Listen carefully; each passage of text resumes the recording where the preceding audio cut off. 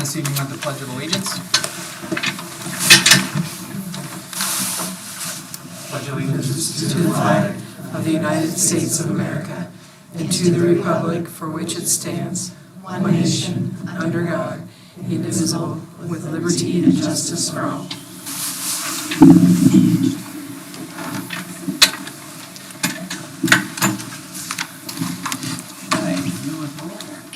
Mac Rankin. Here. Ben Ditzler.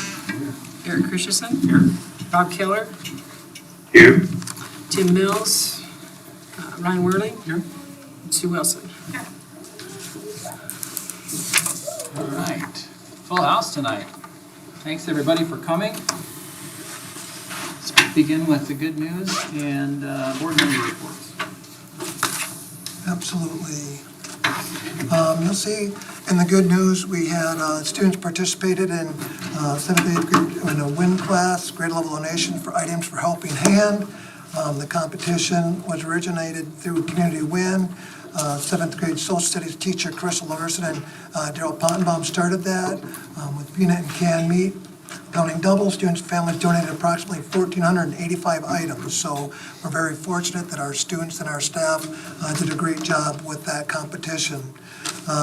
The morning of December 14th, bus driver Suzette was handing out holiday gifts to the kids who ride her bus. Again, we have people in our district always going above and beyond for our students and their families. A couple things I'd like to do. There's more good news, but it doesn't always get put on because we're trying to use our social media posts more with that. But just a couple things I would like to talk about this evening outside of good news. As all of you are aware of the tragedy that happened at Perry High School on January 4th, our thoughts continue to be with the students, staff, and families of Perry during this difficult time. Additionally, we are deeply saddened that earlier yesterday we learned of the passing of Dan Marburger, the principal of Perry High School. Mr. Marburger heroically prevented additional loss of life on January 4th, but unfortunately succumbed to his own injuries.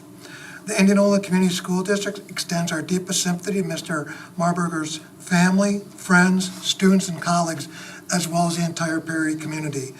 Please join us as we extend our heartfelt condolences and support to the Perry community during this difficult time, and join me for a moment of silence.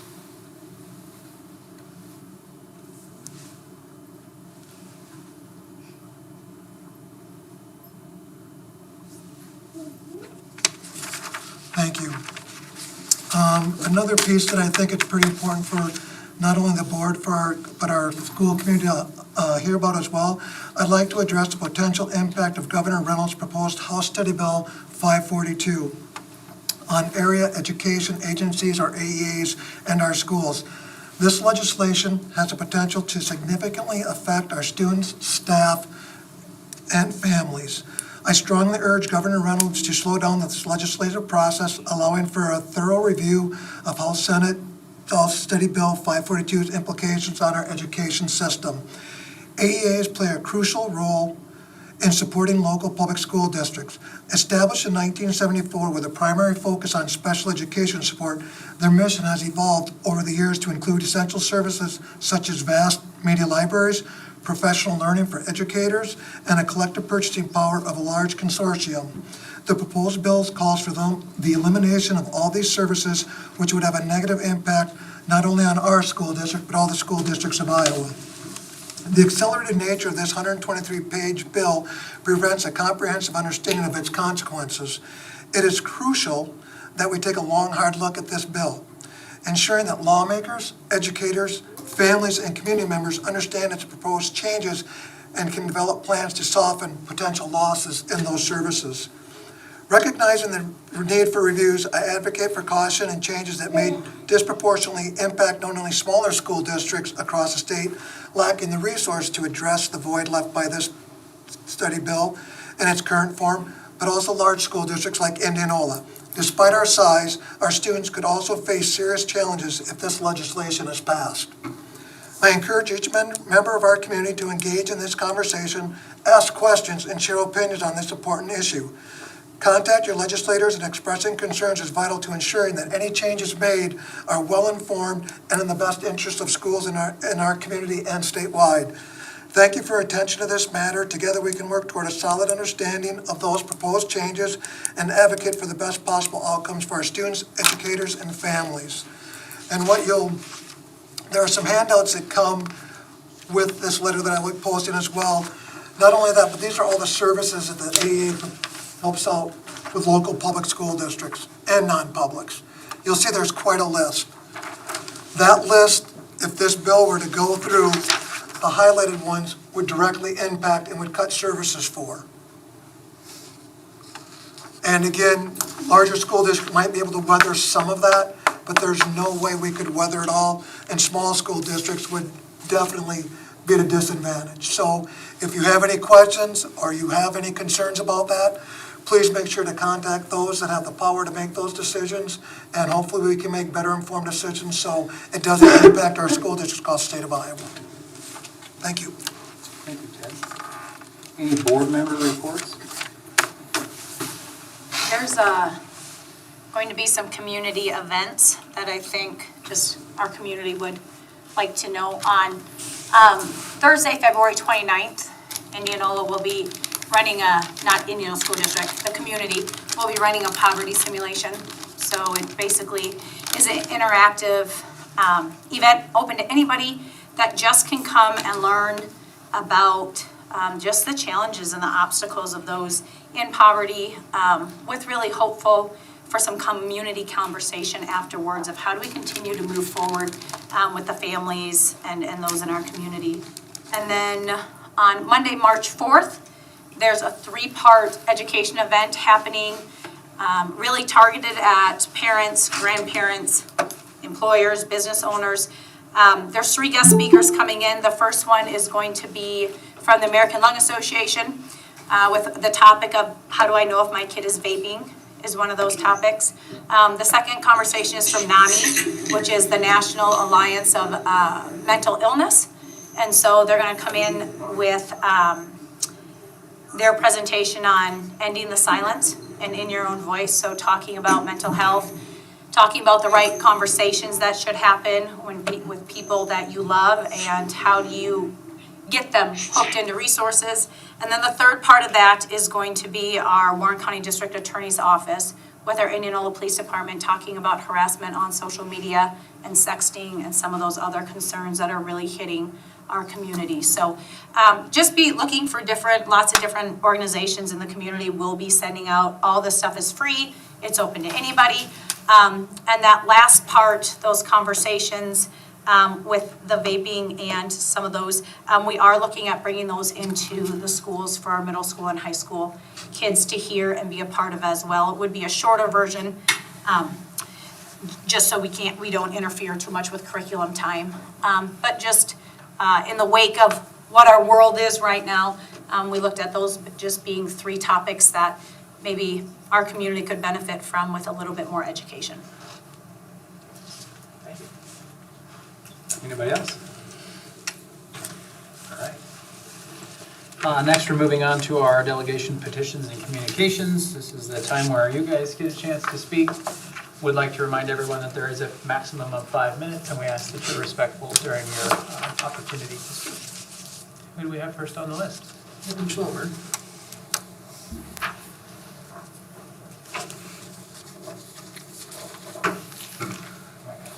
Sorry, my printer is.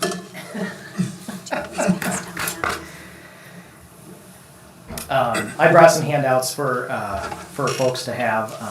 You might have to share them, but good evening. My name is Kevin Schlomer. I live in Indianola. I'm speaking to you tonight about the impact that recently introduced legislation, House Study Bill 542, could have on our school district. Though I work for the AEA, I speak to you tonight as a taxpayer. Before I begin, I'd like to take a moment to honor the Perry community and Principal Dan Marburger. We will know more in the coming weeks about Mr. Marburger's bravery, but it's undisputed that because of his actions and the actions of other educators, lives were saved. The legislation I speak to you tonight about creates major cuts to a structure that has been embedded in Iowa schools for 5 decades, Area Education Agencies, or AEAs. In December, Governor Reynolds assured Iowans that AEAs were undergoing a review in the coming year. What occurred instead was a surprise bill that eliminates many of the services you currently receive and leaves you with inadequate resources to replace what is lost. For those unaware of what AEAs are, they are regional service agencies that provide equal, efficient, and cost-effective services for Iowa students, families, and schools. Employees in the AEA include people like occupational therapists, physical therapists, speech-language pathologists, teachers of the deaf and hard of hearing, and audiologists, consultants and improvement specialists in areas such as math, literacy, science, English language learning, school improvement, technology and digital learning, autism, student behavior assessment, special education, gifted education, or school psychologists or social workers, and providers of services such as crisis support, graphic design, print shop, library and media services, and data and assessment. Under HSB 542, special education oversight moves to the Iowa Department of Education. This could be problematic because with the current AEA system, Iowa has the third least number of special education due process complaints of all states. I fear that the amount of litigation you experience with special education may rise without the current support structure that you now have. Under the proposed legislation, AEAs would be authorized to provide only special education services. This means that things like consultants and improvement specialists in areas like reading, math, school improvement, and mental health will disappear, along with the services you use such as bulk purchasing that drives down expenses, media and technology access, and more.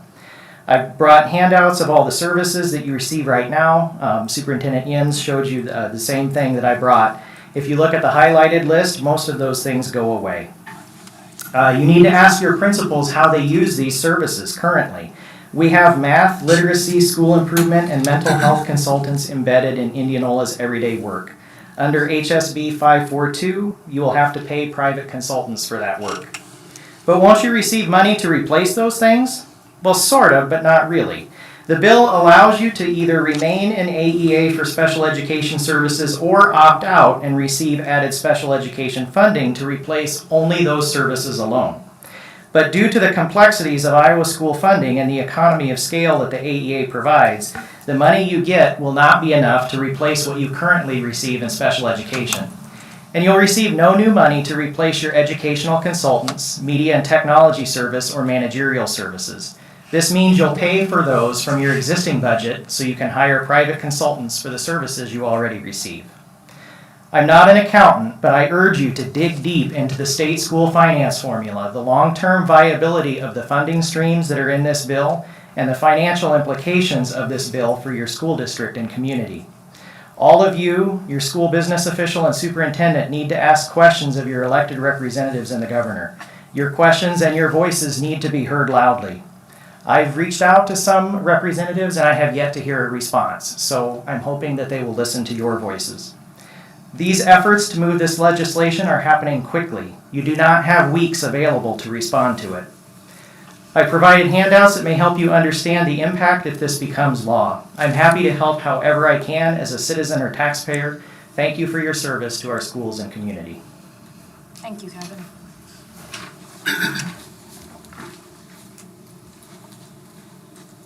Jonah Cawthorn?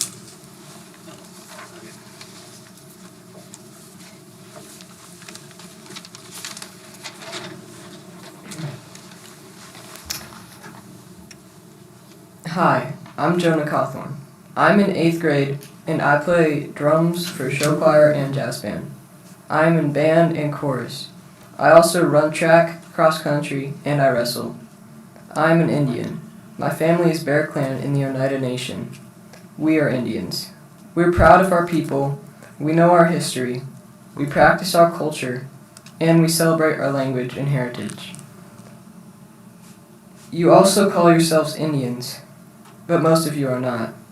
Most of you do not carry our history, share our culture, know our language, or celebrate our heritage, because it's not yours. Most of you are not Indians. I am proud to compete for my school. So far, I've had great coaches who have respected me, and I hope I can continue to compete for my great coaches. It is still awkward and embarrassing to see the rest of my team labeling themselves with my race, and in most cases, not understanding the issue. The school board has said that this is an important issue that will take time and a process to discuss. I'm asking you to start this process again, and this time, take time to learn and discuss with more than just one group that you found to support your opinion. Thank you. Thank you. Kyra Crawford?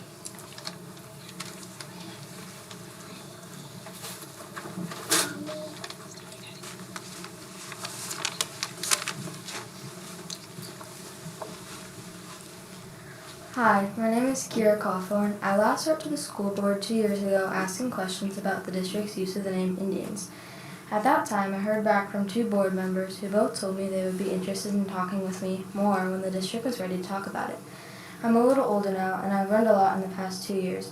I've learned that the district isn't interested in talking about it. I've learned that many people here don't know very much about actual Indians today. As an Oneida Indian, I could help you learn. I also learned during the school board elections that the people running said they were running to serve every single child in this district.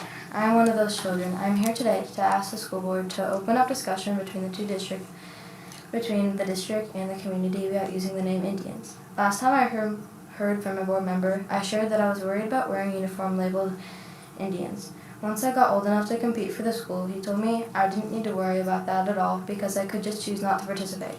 Next year I'll be in 7th grade, and I'm excited to compete for my school. As an actual Indian, though, I still worry about having to wear a uniform, which brings embarrassment to myself and my tribe. This is an important discussion that the district needs to be a part of. Thank you. Amanda Crawford? Hello, I'm Amanda Cawthorn. My husband and I and our 4 kids live in the district here. I'm not here today to ask for a decision. I'm asking the board to follow through with plans to host community discussions, forums, and/or conversations about the district's use of the name Indians. In August 2021, the board indicated that this was a discussion worth having between the district and the community, and that it would be a process involving public communication between the district and the community. Yes, there are new board members now, as well as a new superintendent and soon to be another new superintendent. The district has maintained that this conversation can happen when the time is right. But the time is not right during a pandemic, during school board elections, during superintendent hiring processes, during bond issue discussions, during plans for a new high school, or simply during a time of so much division in our world. The truth is, it's a school district issue. There's never going to be a comfortable time for this discussion because it's not a comfortable discussion. It's a hard discussion. Schools and communities are constantly growing, changing, learning, and there will never be a time when there aren't also other important issues to discuss. It doesn't make this unimportant. This board in particular has stressed their focus on mental health for students. There's years' worth of research showing a direct connection between Native theme names and logos and student mental health. This board in particular has also stressed its dedication to serving each and every student in this district. That includes students of various backgrounds and life experiences, including students who are actual Indians, and including students who are negatively affected by your use of Indians. Please follow through with plans to take on this conversation. Thank you. Thank you. Thank you, Amanda. Ellie Downey?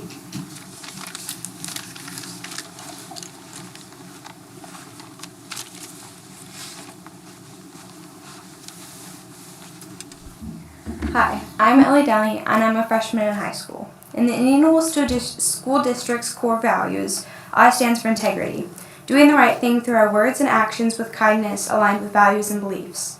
But how can the right thing be using someone's culture as a mascot? You say you value all here in the Indianola School District, but by all are you excluding those who believe differently, right? Because if we truly valued every single person in the Indianola School District, we would still not be using an Indian as our mascot.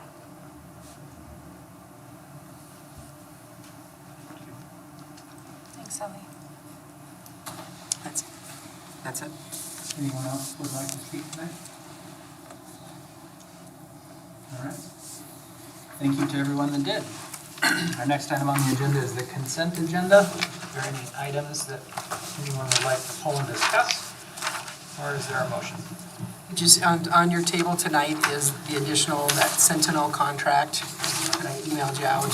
It was, Ray has been working on it for a long time and finally got through the legal process through our legal and then approved through them to come to you. Is that an action item tonight? That's on the consent agenda Is now. it an action item? As consent, yeah.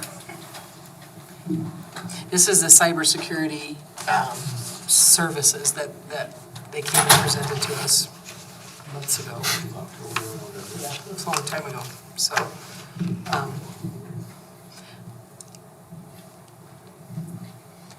You'll see there's two meeting minutes, the 11th and the 21st.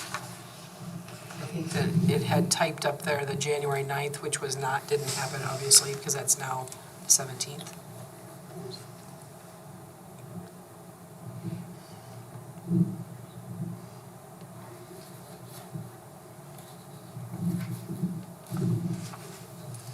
Yeah, I'll make a motion to approve the consent agenda with the addition of.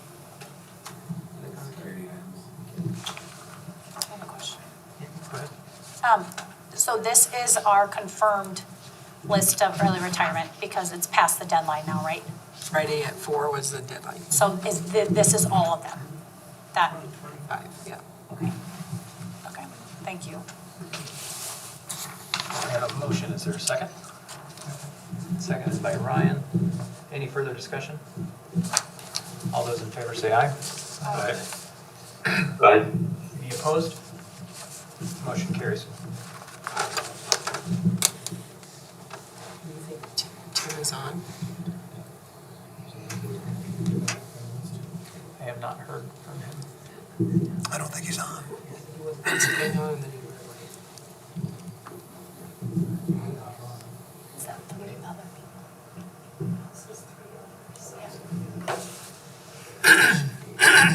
Kim, Steve, and I don't know who. Tim is on. Tim is on. Yes. 7-0. We don't have any presentations down. Do we have anything that We popped do have up? one, There's a presentation. but it wasn't on this, so we do have one, so one did come up, I guess. All right. Presentation. Yep.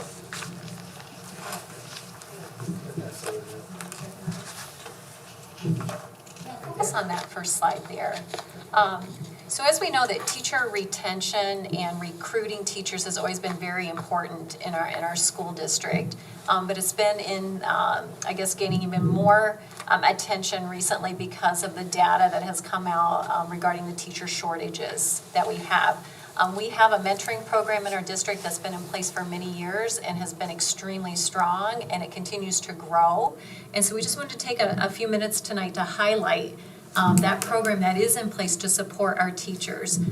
Stacy Evans is our teacher leader who oversees that program, and she has brought some of our new teachers with her this evening so that you can hear firsthand from them the efforts that we go through to, again, not only attract our teachers, but this is a lot about the retention piece of supporting them and their needs. So kind of a celebration and something to just highlight that is a strength of our school district. So Stacy Evans. Thank you. I'm Stacy Evans, the teacher mentoring coordinator for the district. Mentoring is a component of our teacher leadership and compensation plan. I have the privilege of collaborating and mentoring emerging educators, new emerging educators, as well as new veteran teachers in our district. Mentoring itself has been around for a number of years. However, in the past 10 years, it's taken a drastic change in our district. And today, I have brought several teachers with me to share the aspects of our mentoring program that makes it so unique and helps attract and retain our great educators. So I'd like to hand it over to these teachers so they can share a little bit today. Hello, my name is Avery Loopker. I am the new middle school chorus and show choir director. And this is actually my second year of teaching, but my first year here at Indianola. I'm coming over from a new district. And so a couple of the things I wanted to touch on were some of the differences that I've noticed with the new teacher program here versus in my previous district. And one thing that I'm way more appreciative of is I get a lot of one-on-one time with Stacy. At my last school, it was pop in once a month, once every other month, leave a paper on the door with what they saw, what I can do better, and then I see them again in a month, or a 3-hour meeting on a Wednesday night after school already.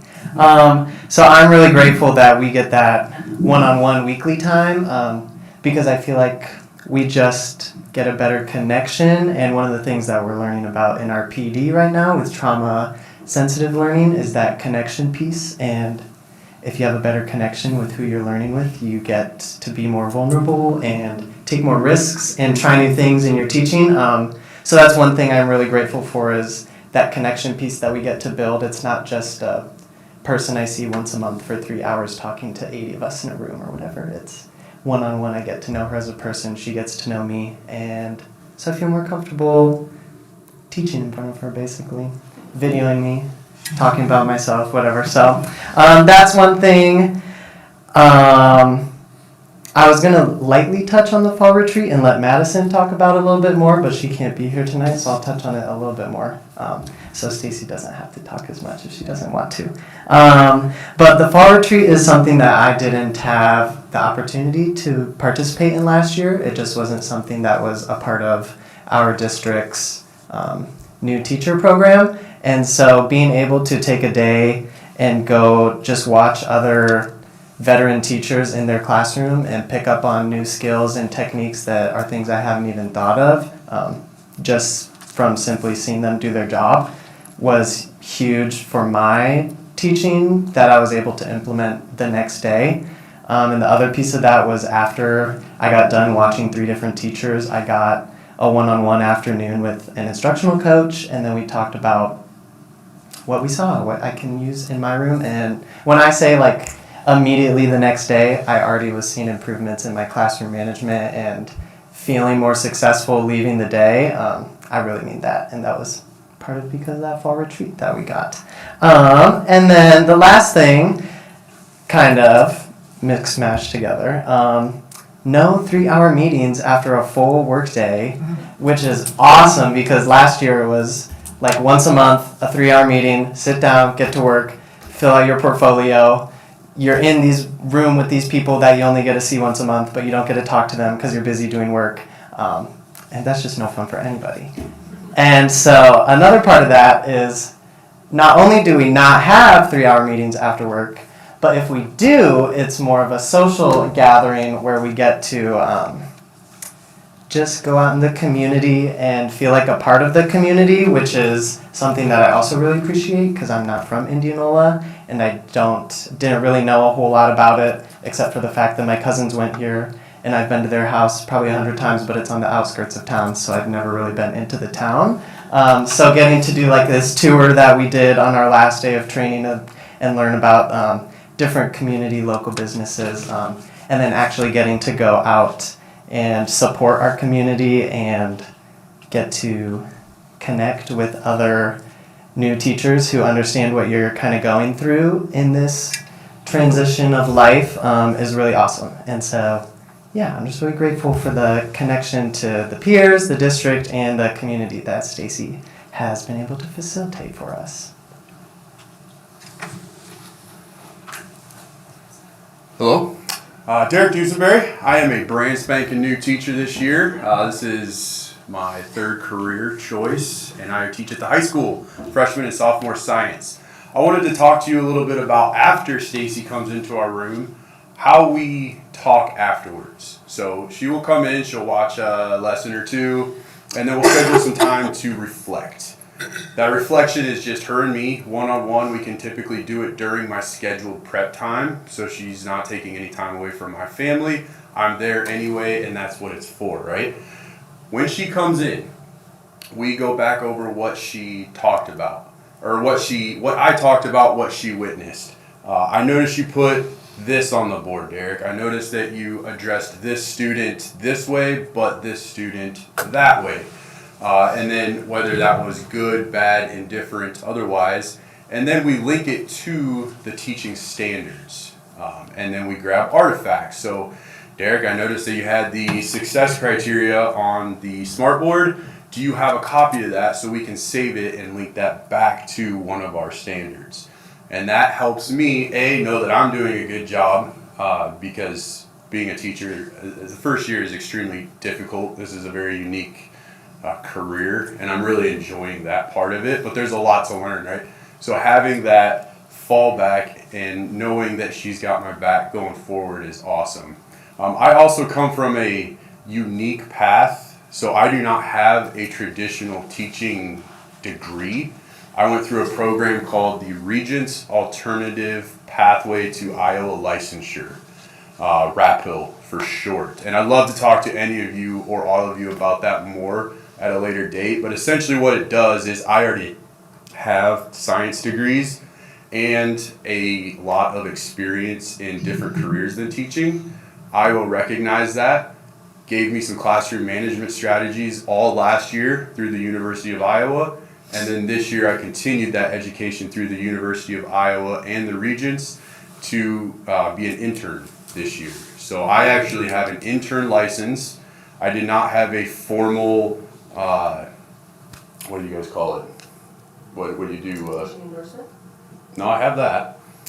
How you practice your last year of teaching. Student teaching? Okay, so yeah, I did hours worth of student teaching that Iowa said I need to do, but I didn't have like a whole semester's worth. So I got tossed into the flames by choice, okay, it's by choice, and having Stacy and my PLC and my coaches all on the same page, because that's the other thing, that Stacy will go to my coaches, Corey Stanley and Jeff Jansen, and tell them about what I am dealing with, good or bad. And then that way when she's gone helping all the other people, Corey and Jeff can come in and say, hey, Stacy said this, how's that going? Have you tried this? And that's just been really, really good for me as somebody that has not had more of a traditional welcoming into this community. So it's been really good. I'm super excited for next year already. I'm just taking what I've learned this year going forward. So, and then that personal touch, just getting some cards, greeting cards. We got some chocolates during Christmas with some appreciation. Just knowing that we're being seen and valued has been super great. So thank you for your time.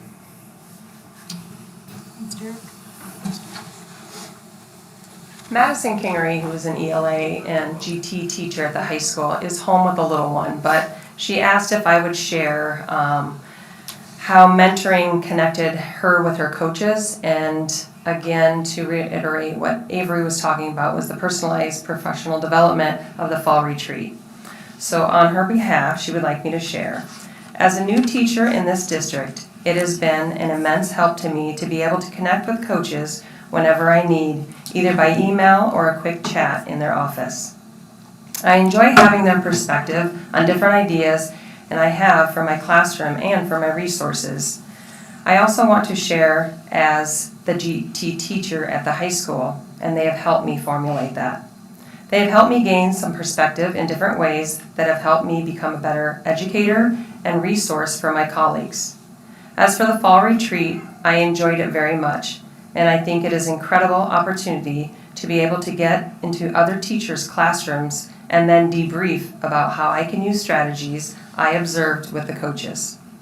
Overall, this type of experience is very much needed for continued growth as an educator, not just as a new teacher, but for everyone.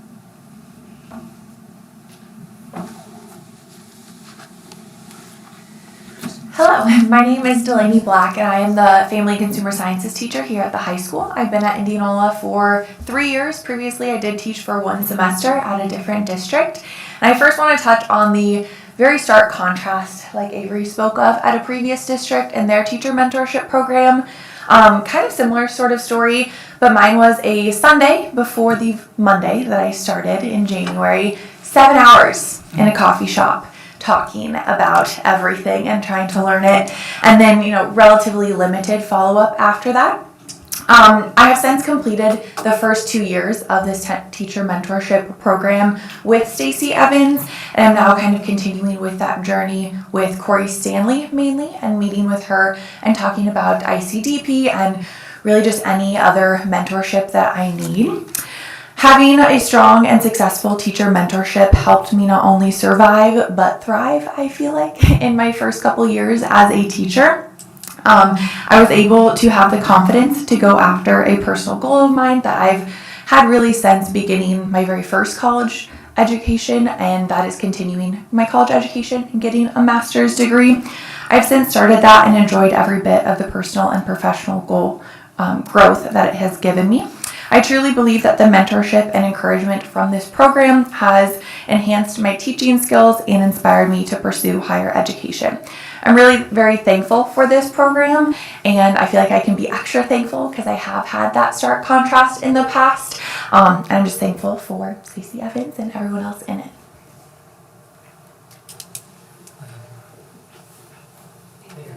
Thank you all.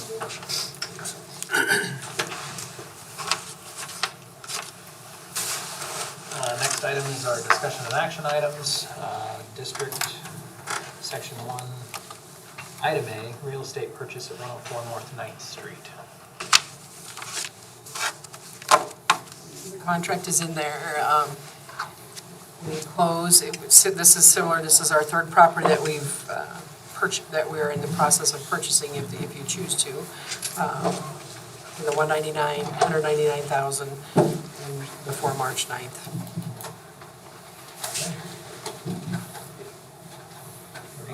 Make a motion. I'll make a motion. Go ahead, Rob. You go, Rob.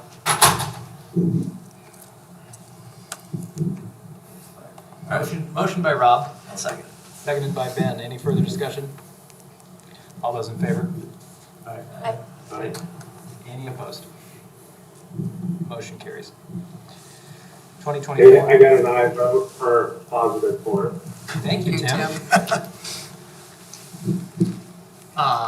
Next item is the 2024-2025 school fees. As you can see, we have held steady for quite a while. And note that our free and reduced students do have free meal or free fees for them throughout. They're waived. So, I think it's been so long since it seems like it's been forever, that we were asking for an increase this year, but it's been 5 years since we've increased, so. And our textbooks are now all online, so it's important that we continue to try and keep that, keep going with that, because what we typically spend in curriculum yearly is more than what we receive here. So, I think we receive about a quarter million here, and I think we've spent, depending on the year, probably 400, 600. It depends on the program, on what is up for review and adoption. So, Do we ever have a year that's less than what we receive? unless it's usually what happens if they aren't ready to adopt, then they have a low year this year, but plan to spend that plus whatever they had the next year. So.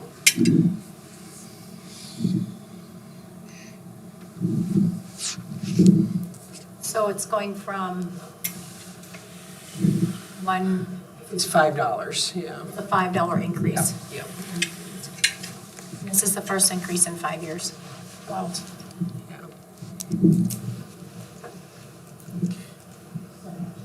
Yes.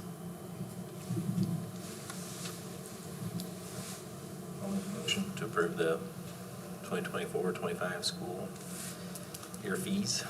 Motion made by Ben, Second. seconded by Eric. Any further discussion?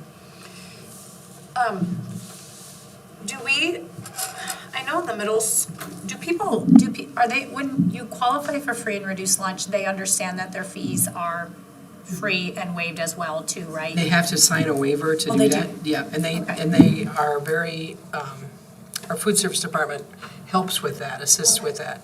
And having the Power School fees now showing up within the system, we've had a lot of response to that people realize then, hey, I see this is out here. We had one person that maybe they weren't qualified 1 year, but we have the old history back to probably 2012 that now shows up there.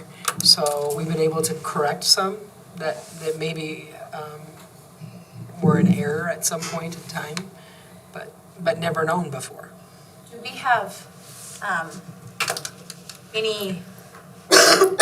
do Do we ever have a concern of people that don't qualify because of the guidelines but still can't afford fees? Do we have a bit of an I action don't know plan that we in have a good place? demographic of that. I don't know that we know. Okay. Because we have people that just don't pay their fees that that do afford, to do that. So it's been an interesting, Process. yeah. So I don't know that I can tell you that answer, but I do know that we do have people that do work hard, and no matter how hard they work, they still are behind the eight ball. Yeah, and so do we help them come up with a payment? Well, a lot of times they don't come to us for that. Okay. So we wouldn't know that. Okay, If they did, there would be, the superintendent does have the opportunity, or they would have the power to say that we'll give you a one-time reprieve. oh, okay. But that doesn't happen very often because nobody comes and asks. Nobody comes and asks, okay, thank you. Any further discussion? All those in favor? Aye. Aye. Any opposed? Motion carries 7-0. Next item is our Teaching and Learning Board Curriculum Committee meeting report. This is from the 15th. Right? December 14th and January 11th. Oh. I remember December 14th. Ryan, do you?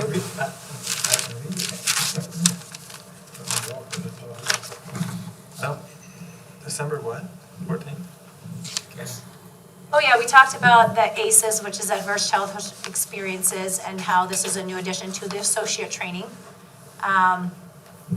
And adverse childhood experiences have shown just to greatly affect kids at all different times of life. And so it's really the understanding of how these traumatic experiences then can impact a student and their behavior and their success and their outcomes. So that was just an update, because one thing the board has kind of stressed is that our associates need more training. So that was good to know that that was happening. Standards-based learning and reporting, we looked at the middle school staff, planning to shift some standards, a parent group and student group. Has that been formed already? The parent group has met once, Okay. and they'll meet again, I believe, next week, Okay, under Christy Ellis's guidance with that meeting. perfect, and then that's coming to us in March, I think. Right? It's shooting for March, March or yeah. April, okay, okay. And then, Ray? Thank you. We talked about professional development and instructional coaching, which we just heard a report from some of the people that benefit from the instructional coaches. And then we did talk about the career technical education, future ready state initiatives, how it all kind of pulls into one. And then that is something that we continue to really kind of focus on. And that'll go into what we did last week. We really were given these nice handouts, just the definition of college and career readiness in Iowa, the different aspects of it, essential content knowledge, transitional skills, learning skills, and cognitive strategies, and build a strong foundation of self-understanding and engagement strategies. So a lot of this stuff is, I hate to use the word mandated, but required by the state of Iowa to have these different things in the career readiness program. It's their framework. That's right, From which you okay. can work from. Yeah, so this is something that we talked a lot about. It starts in 8th grade by them getting on Zello, which is a platform to try to get kids to think a little bit more about what their careers are supposed to be and what their personalities are geared towards for their passion. And then talked about once they start this career readiness plan in 8th grade, like where does it go? And has some conversations about how do we engage the parents a little bit better? Because I know I have no idea what Jovi's results were, and I was supposed to know last year as an 8th grader. And so we just talked about, are we doing the best we can in this area of really bringing in, the parents and the teachers and continuing to develop these career plans as we go through. We talked about work-based learning experiences and how we try to get some how do we continue to advance those? How do we continue to improve our work-based learning experiences, and what does that entail? So it's something that I think is on the agenda again. Mr. Arnn has done a ton of work, and there's a ton of stuff that goes into it. But it's something that the curriculum committee is just really interested in looking at the process and how it all falls out from there. We did look at basically grief sensitive. How do we continue to move forward in, just acknowledging everything from the adverse childhood experiences to when grief hits. We talked a little about a program called Handle with Care, which is a communication within the community and the school district if something happens in a family that we might not know about, but the administrators know, so they know to handle that student with care. If they see a behavior change, if they see something, is there something else going on behind the scenes? And so it ties all the way back to the trauma, the trauma-sensitive classrooms and how to continue just to have that bigger picture of what our students and families perhaps are going through and how that is unfolding in the classroom. And the DCAP was part of that district career and academic plan I already talked about, so. Any questions? Ryan? Thank you, Sue. HR did not meet last month. We have a meeting coming up later this week, so we will come back next month at our meeting with that. Technology did not have a meeting either. That takes us down to number 5, our finance facilities support services. Letter A is appoint an audit committee. Same group. It's From last year. Clint is new. Gina's second newest, and then Jean's been on there for a little bit. So, and Rob did volunteer to continue on as a board rep. They're all three still good. They've all said they do it. It's a tough committee. They really meet once, pretty much. Hey, sounds all right. I'll make a motion to approve the audit committee as recommended. Motion made by Ben. I'll second. Seconded by Sue. Any further discussion? All those in favor say aye. Aye. Aye. Any opposed? Motion carries. John, it's your favorite time of the night. Yeah, it is. It is kind of exciting. October is a really good month because we receive our first half property taxes, so everything looks really, really good. When you compare it to, even to last year, general fund continues to hold very steady and continue on the track that we are above where we were before. And again, we're going to start seeing that kind of come back together as we lose. We're reporting on the last quarter for ESSER, and that uses all our ESSER funds up now. So we'll now get back to a new normal of sorts without the ESSER funds, but we were able to do a lot with those funds. So, but those, as we bring those salaries and benefits back in on some of those programs, that's going to bring us back down again. So, other than that, I don't know if anybody has any specific questions on the balance sheet or the budget comparison or the. Hey, John. Yeah. Hey, I have a question on the balance sheet.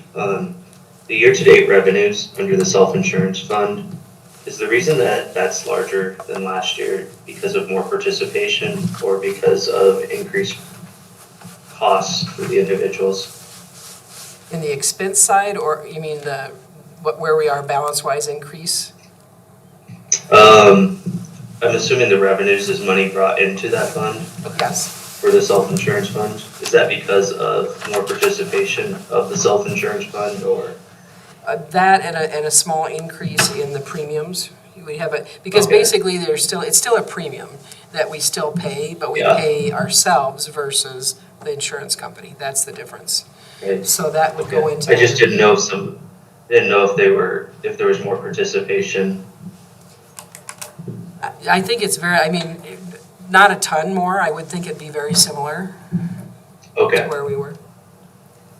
My question is on the ESSER funds. Are we going to be able to exhaust all of those, or are we going to have to give any of that up? No, we used them all by December, the end of December. So, yep.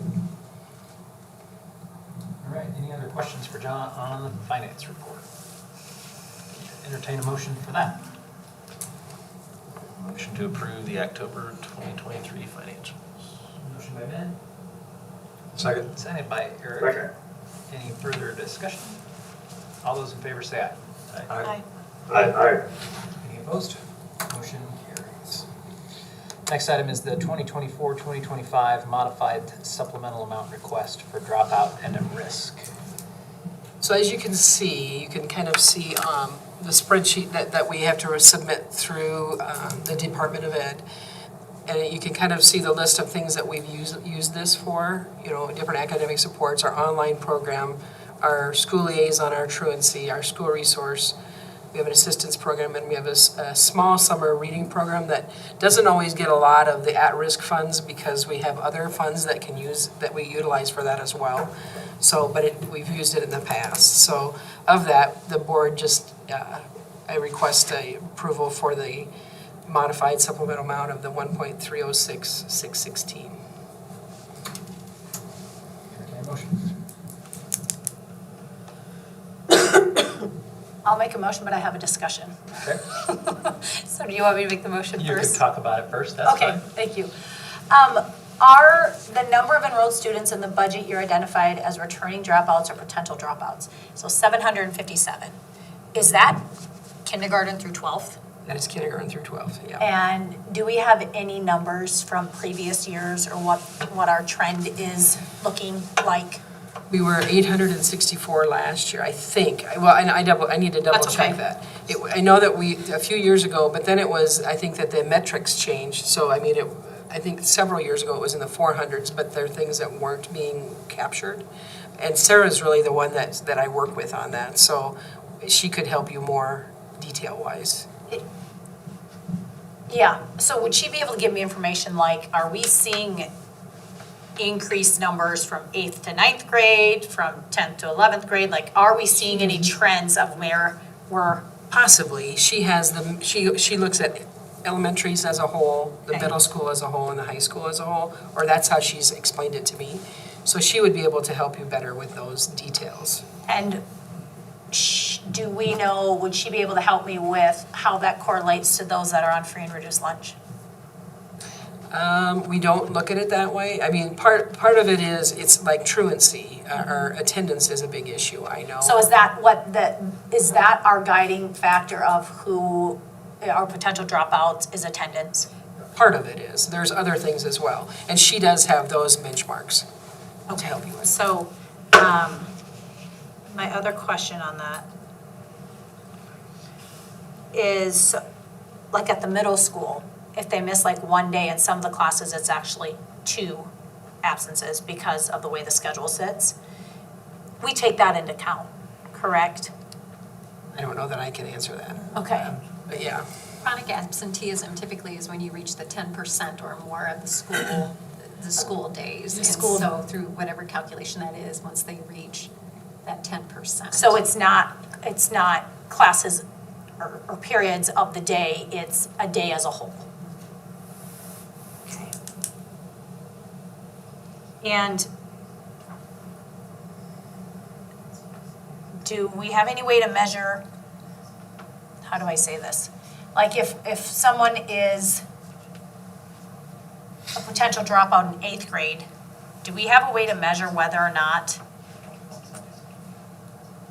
we've put them into certain, like online learning or certain, what am I looking for? Like not classes, but a certain services, yeah, put them in certain services and we take them, like we see that dropout coming out of that category. Do you know what I'm saying? So the high school has that multi-tiered system of support plan. Yeah. That is their pathway in terms of we're seeing that these are the supports the student needs and these are the reactions or the supports that would be put in place. So they most likely would have that data from when they do their review meetings for that system. So how many are possibly being served through the online learning program due to at-risk concerns, maybe how many are going into student supports.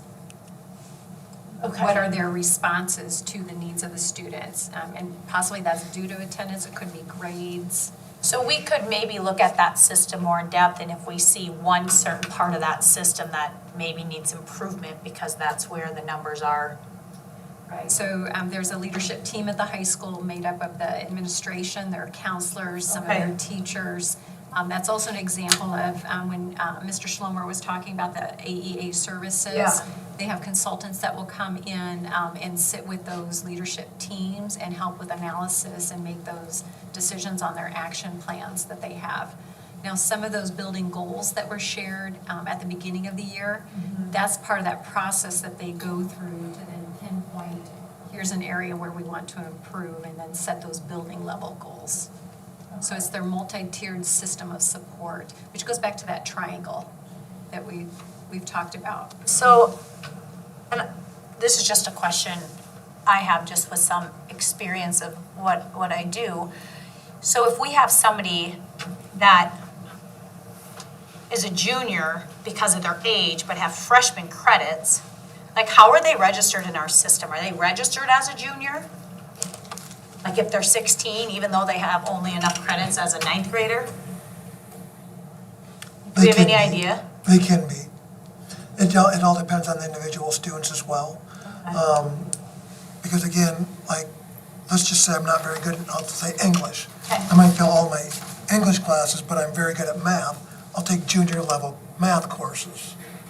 So again, when the number of credits you need to graduate tells you what you need to do, there isn't specifically, in any place that I've ever, you're not automatically with 18 credits a sophomore or junior. Your goal is to have the number of credits at the end, but typically it goes by the number of credits you earn each year as well. Okay. So if I want to dig into this a little bit more, do I talk to more Sarah or the high school leadership team? Just for my own sake of making sure I understand the whole dropout prevention and the MTSS. Sarah can go through and show you the definition and the categories as to what qualifies a student to be counted as perhaps a potential dropout or being at risk. And the high school administration could walk you through their MTS handbook that explains the levels and the services that, how they respond to student needs. So do we use the term at-risk students interchangeably with potential dropouts? Those would be terms from the Department of Education. Okay. And reports that are then filed as to where those terms are coming from. Okay, all right, thank you.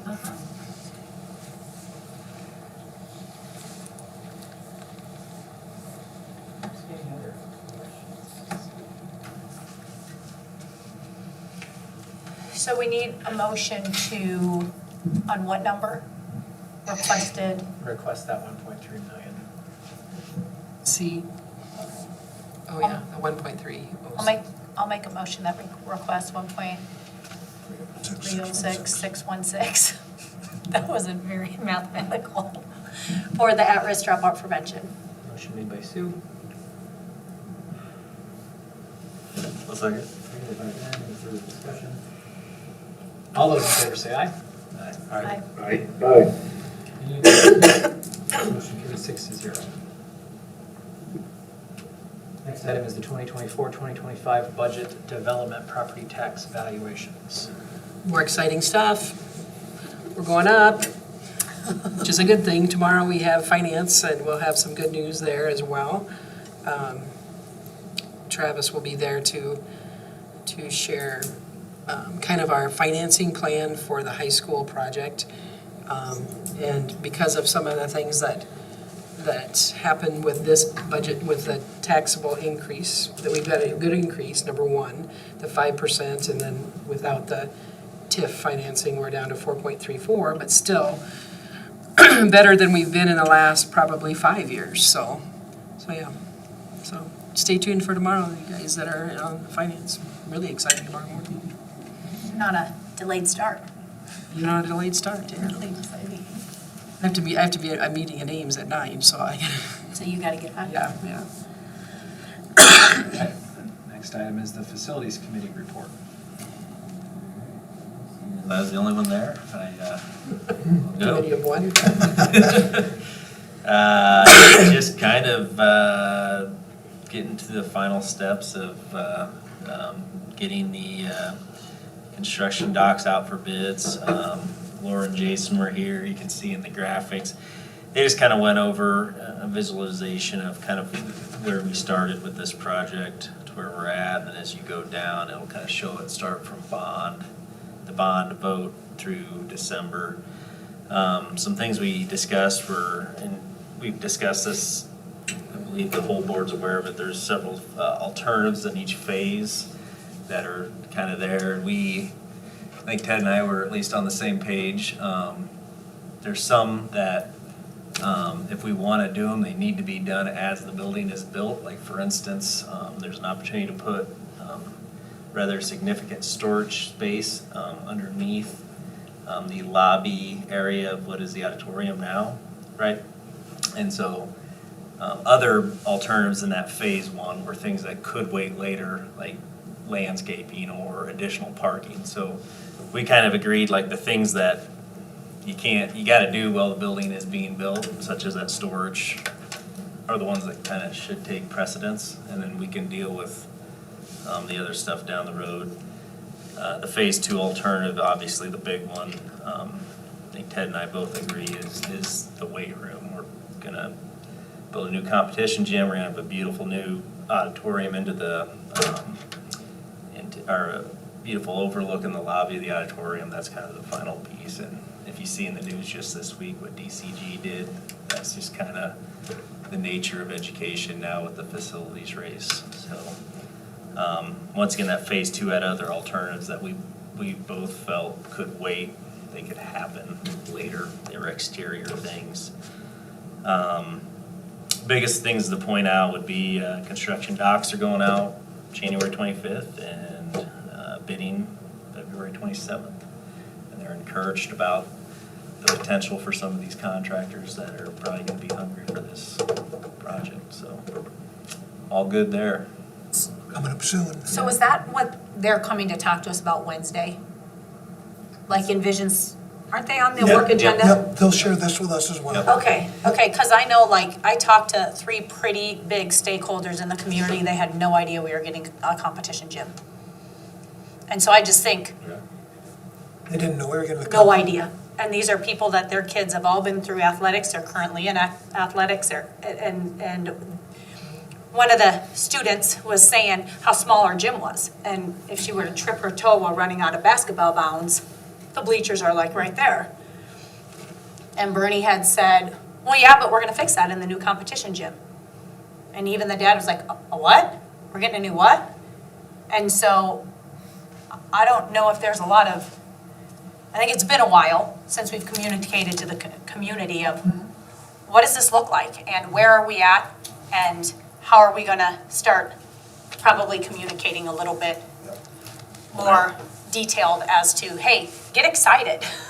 This is what's coming and we're in the process and this is what we're going on. So there were other people around that heard the conversation too and had no idea. So just some feedback of probably time to start.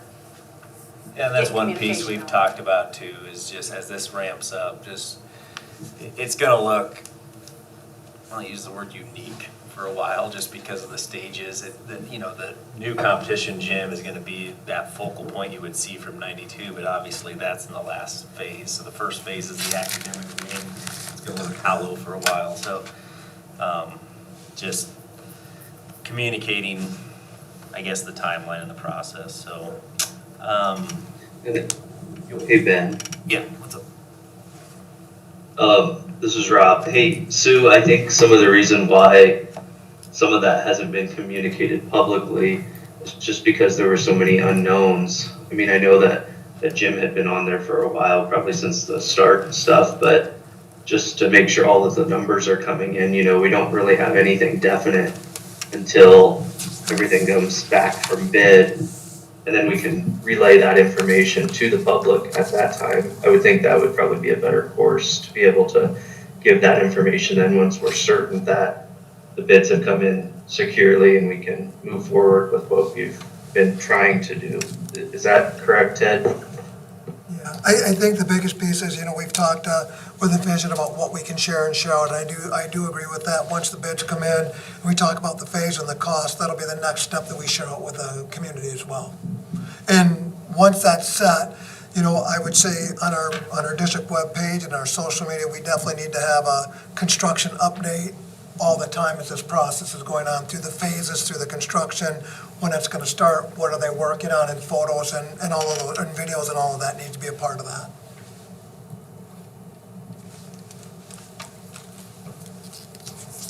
Last piece is Mid-American requested, they needed an easement for a little gas regulator just over yonder there, the northeast corner by the middle school, so that has to go to a public hearing in February.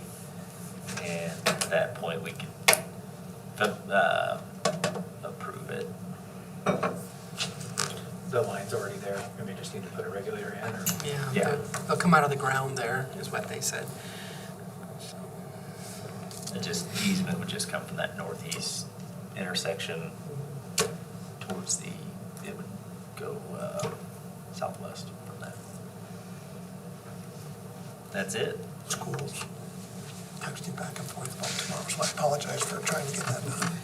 I know that there's been some conversations about that intersection with the city and potentially wanting to make that a little bit bigger. And a turning lane too, right? Do we think that easement may prevent that? Or do you think that's something we should look into before we? We can ask, we can talk with, we can move, if you want to, move this forward, and then if we can't do it, we can also back away from this as well. I just don't want them to come in and do something and then potentially cause issues. Because I think they've been dealing with the city, but I don't know that, how detailed they have been, but I can ask them. Do you need a motion on that? The second, we're on to the next segue, yeah. Okay, sorry. That's the resolution for to set the public hearing.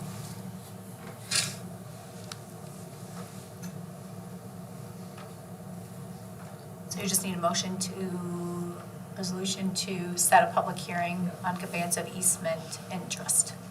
I'll make that motion. Motion made by Sue. Second. I'll second it. Seconded by Ben. Any further discussion? Just that we want to make sure we communicate with the city to make sure that we don't do anything that's going to interfere with their plans. Potential plan. Company. Yep. Perfect. Any further discussion? All those in favor say aye. Aye. Any opposed? Motion carries 6-0. Did that just say Monday, February 12th? Is that a normal board meeting? Yeah. Okay. Next item is the policy committee report.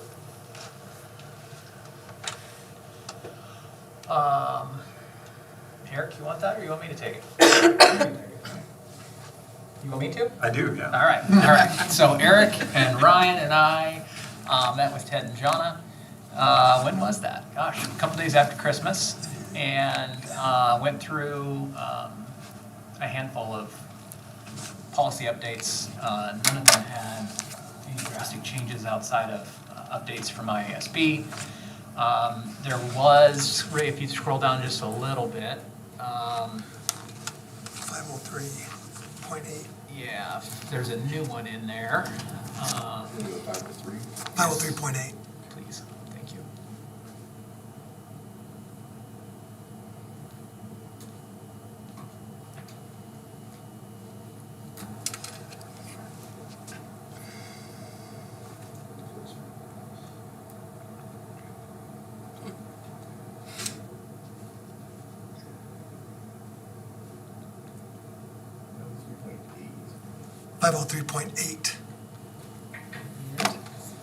Should be on page 66, I believe.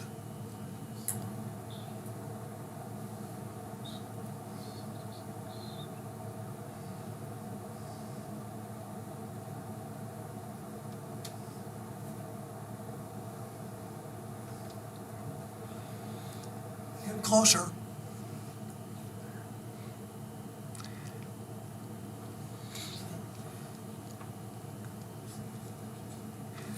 There we go.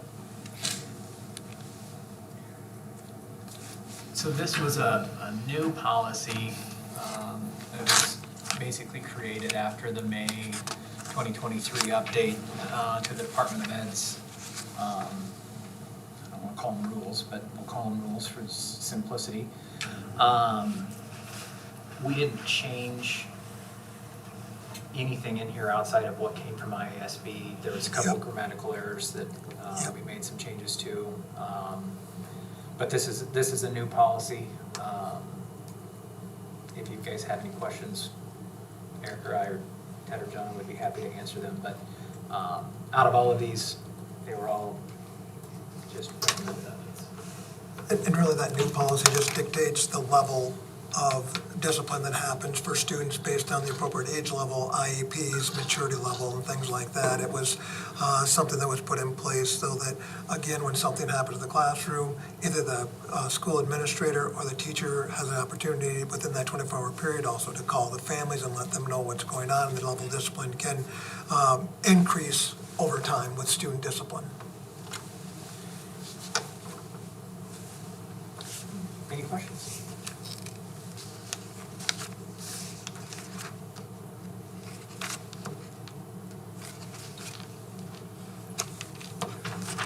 And I apologize, I don't have the first page back on there. Is it all a first reading? This is all first reading, yeah. Make a motion to approve first reading of the listed board policies. Motion made by Ben. Second. Seconded by Eric. Any further discussion?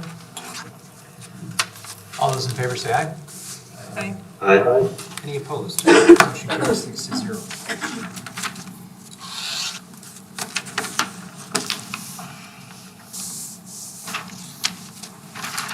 All right. Next item is the calendar. Tomorrow morning, there is a finance committee meeting at 7 a.m. On Wednesday, there is a board work session at 7 a.m. And Thursday morning, there is a HR meeting at 7 a.m. And that finishes up the week. Next week, it looks like we've got an IT meeting and policy meeting, and then we go into February. Any changes that cabinet needs to make to any of these? Any changes that board members need to make to any of these? No, but there's other meetings that we have besides these, too. That is correct. This is just our committees and our board. This doesn't have to do with It doesn't superintendent have any of stuff. our superintendent search meetings in it. Just a quick reminder for those, so we'll go into closed session here in just a few minutes. We will reconvene on the evening of January 25th. I think we decided to do that at 4 o'clock, if I remember correctly. Is that? Yes. Hey, Mac, it's Tim. Yes, Tim. Are we talking 7 a.m. tomorrow morning for finance committee meeting, and then the school board meeting on the 17th is 7 a.m.? Am I tracking correctly? That is correct, sir. Okay, thank you. Do those times work for you? Yeah, I'll be on. Perfect, thank you. Rob, are you wanting to call in tomorrow morning, or are you wanting to join us? He's not on finance anymore. Oh, that's right. Yeah. It's Eric got ejected. He got ejected, yeah. Got ejected, all right. Yeah, you guys threw them at me on curriculum. There you go. All right. We'll have that 4 o'clock on the 25th, and then from there, we'll schedule semifinal interviews. I think tentatively right now our plan is still February 3rd, that Saturday, starting in the afternoon around 1, depending on what things narrow down to look like. There may be an opportunity for us to get a couple of those initial semifinalist interviews done the week before that, the end of, let's see, what would that be, the week of the 2 weeks from now. 29th.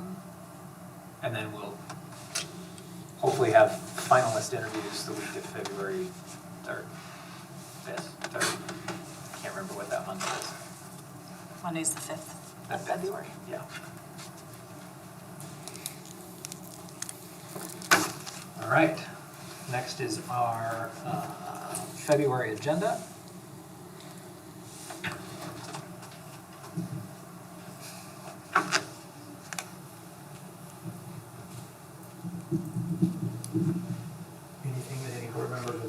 to that?